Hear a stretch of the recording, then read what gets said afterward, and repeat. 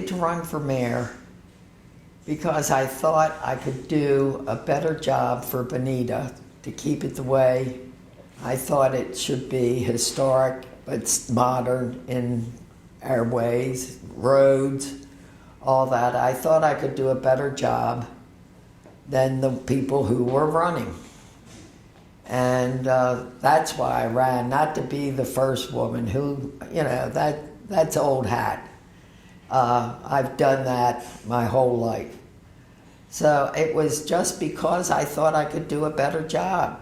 And I was on the taxation committee, and I walked in there the first time, and they looked at me like I had two heads. And then that night they called me and said, I think you should be chairman. So I knew what I was talking about taxes and all, and I wanted the roads and everything fixed. I thought we could have, across from where the band shell is, a courthouse, and make it, you know, not old, but historic looking, and that would be a perfect spot for it.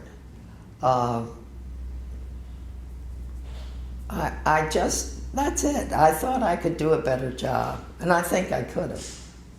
But that's not the way it works. And I think Paul Pass did a wonderful job, and he won. He did a good job. He was a good guy. I had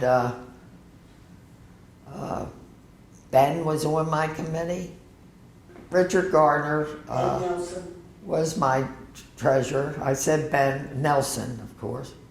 There's only one Ben in Bonita Springs.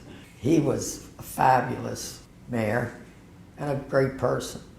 And John Spear, who's an attorney here, has been. I had all good guys on my committee. I didn't hold any grudges. I helped work afterwards, you know, with this committee. And I did a lot of things for the city, and I still will. I don't care who's mayor. I would still do something for the city. Well, I was head of Guadalupe. I was on the board of Wonder Gardens. I became the head of the Center for the Arts 3 times. I belong to Progressive Women in Lee County. I do that, and that gets my politics going. I have always been like on committees to help get something started or to fund something. I cooked innumerable charity dinners to raise money, and we did a lot of that. Arden set it up and I cooked, my sister Arden. And so we've always been involved to help people raise money or, you know, give money if we could for any charitable thing that's good. We didn't have anything really in Bonita Springs. It was sort of all in Naples and all in Fort Myers. And we wanted to have a chapter, at least, of the Community Foundation. And so we started the Bonita Springs Community Foundation. And we had that for a few years, raised money, and then it was merged into the Southwest Florida Community Foundation. Then we didn't have a hospice, and we thought we should have a hospice. So we got together, and Women's Committee and all that raised money for Joanne's house, and that got us going. The YWCA, we didn't have that, and we wanted to get that involved, so we all got together and raised money for that. I'll say Bonita Bay raised a lot of money for Guadalupe. That was our only charity, really, because we didn't have all these things. And then when they started, people got involved in the other ones, like Joanne's house. There were a lot of things done for that by the Women's Committee. It's been a good 30 years, because even before I retired, I got Seagram and a man that lived in Bonita Bay, Jim Neer, who was the head of Wendy's. He got Wendy's, and that's how we started raising. We got things from both places, and we started golf tournaments and had prizes and the whole thing. And that's how we got started on Guadalupe. So it was really a personal. They didn't know where Guadalupe was, you know, the people in Bonita Bay, and there weren't that many of them, you know, because it was the beginning of Bonita Bay. But they were givers, and you could talk to them about what they did. And Sister Judy was good. She would come and, you know, give a pitch. And John Warfield was here, and he did a wonderful job. So it's been a good experience, and it was a very good experience with charity work. When I came to Bonita Bay on the weekends, or whenever I would fly through, I rarely would even get out of Bonita Bay. I'd play golf or, you know, whatever. And then when I lived here, I got outside the gates and I saw the needs for so many people. I mean, we did the giving them books, book bags, lunch. They just had nothing this side in some parts of it. Now there's some parts that of course did, but mainly it was very poor, very poor. And they all worked. They worked. And they rode their bikes to where they worked. And we gave bikes even. We got for the kids, you know, like at Christmas and things. It was just an amazement that you could have this development, which had everything, and you could have a town where 50% of the people had nothing. So that's really the soup kitchen and all the things that you know we did was because we got outside the gates. Now they're not getting outside the gates that much.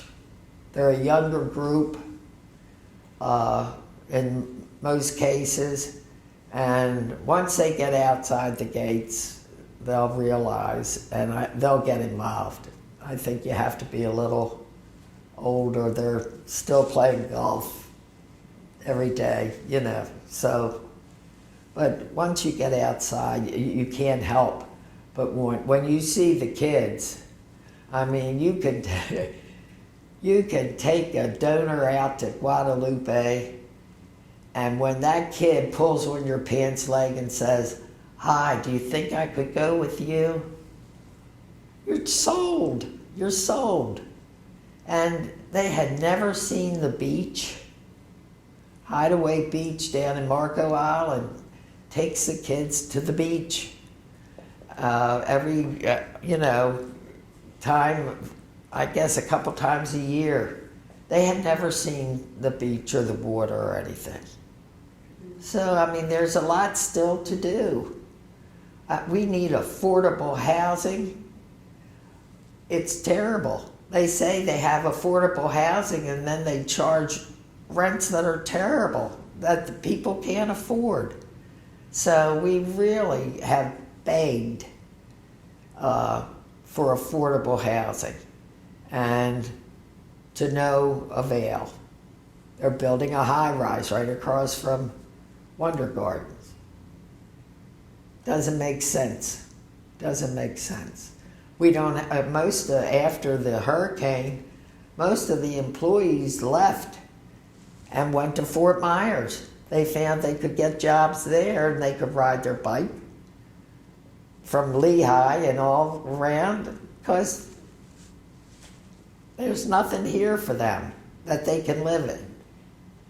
So it's Habitat for Humanity. We did a lot for them. When that started, we were very involved. The whole, really the whole old Bonita people, which I include myself, got involved in getting habitat here and for the workers. But still we need rented, affordable housing. When I came here, some of the women wanted to do artwork and all, and I couldn't, I said, I've never done any art, so I don't see any. But I went and got caught up in painting wine glasses. I saw the classes here because a friend of mine, was on the board, and I came over and I saw the classes, and I started taking classes in oil painting, and then I took classes in watercolor and all the others. Now, I did all that until about 5 years ago, and I got macular degeneration. I can't see faces. I can't, I just can't see. And my sister and I had been to Africa 6 times, and all of a sudden we decided we would go again. Before, I was completely without sight, and that I could enjoy the trip. It was a photography trip, that I could enjoy the trip, and she could take the pictures because she's getting really good, or is good. And I could sit back and enjoy the people and the atmosphere, and it was a photography trip. So I took a camera and my small lens because I didn't want to feel like a dip not having any equipment, and I'm on a photography safari. So I took that.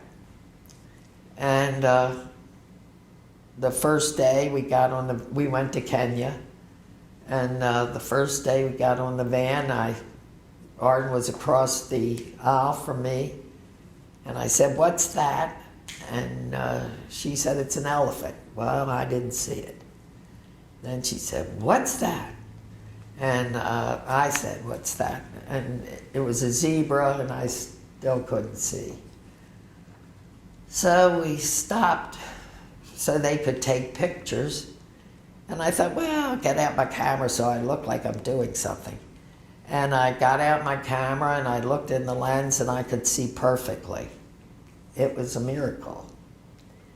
And I said to Arden, I can see with this camera. And she was shocked.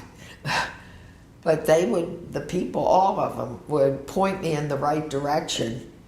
Like, no, you're too far to the left or whatever, and then I'd hold it up and I could see the animals and take pictures. I took, I guess, 2,000 pictures. In the time, we were there for 3 weeks, I want to say. It wasn't in one day. And I really couldn't believe it. I told my doctor when I got back, because I get shots in my eye to try to stem what I can see. And I told him, and he sort of laughed. And I said, no, I've got them on my phone. And I showed him, and he couldn't believe it. He said, I should tell my client, the patients about this. So I decided it would be good if I had a show of my pictures. I was told that would be fine by the Center for the Arts, and show people that have macular degeneration or just plain bad eyesight. And if you get a camera and try out different lenses or whatever, and see if you can't take pictures, because you just can't sit there not being able to see. You have to try to work out something that gives you some pleasure. And I'll tell you, this was really marvelous. So I have a show, and it's opening July 7th, and they have a reception, which is good, 6 to 8, that'll get people there.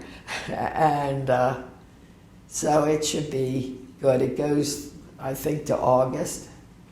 And so I'm hoping that people will hear about it that have macular degeneration. We're trying to get it out to the Macular Degeneration Association and a few others, my doctor, whatever, and see if people that are like me and that I see in his waiting room all the time, it's loaded with people like me, that they can do something and create something.